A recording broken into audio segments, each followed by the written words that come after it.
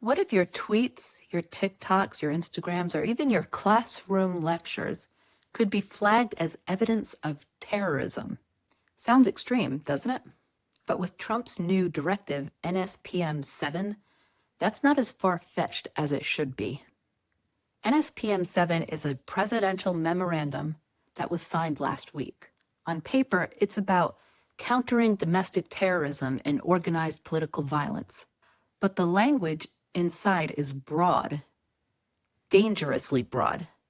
It lumps together real crimes like assault or arson with things like intimidation, civil disorder, and even so-called anti-American views. That gives agencies like the Department of Justice, Homeland Security, and the IRS marching orders to investigate and disrupt not only violent actors, but potentially nonprofits, activists, and yes, online dissent. Here's where social media comes in. DHS already monitors public platforms. They've admitted it. They collect open source posts for immigration vetting, threat analysis, and situational awareness. DOJ and FBI have long used online footprints as part of investigations. So what NSPM 7 does is tie ideology to this kind of monitoring.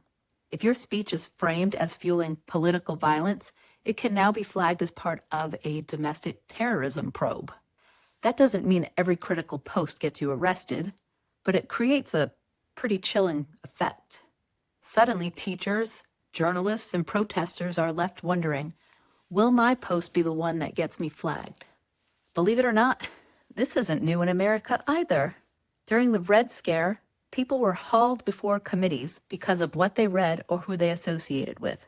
In the 1960s, the FBI's COINTELPRO program spied on Martin Luther King Jr. and civil rights activists, labeling them threats to national security. It wasn't violence that triggered the government's fear. It was dissent. Now, with NSPM 7, nonprofits could face IRS audits if their work is deemed indirectly supporting political violence.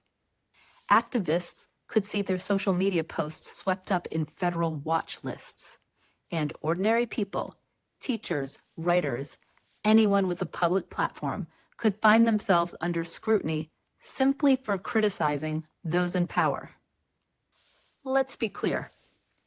Once surveillance is aimed at dissent, it rarely stops at the dangerous fringe. It creeps inward toward the mainstream. So here's the question we all need to ask. Do we want a country where protest and criticism are treated as potential terrorism? Because that's where this road leads. History tells us the same thing every time. Authoritarian leaders don't need new laws to silence dissent. They just need vague words, broad powers, and a culture of fear.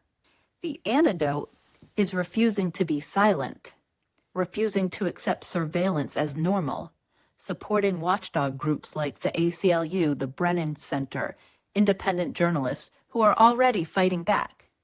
If we let fear dictate what we post, what we teach, or what we protest, then NSPM 7 has already done its job. And that is not acceptable.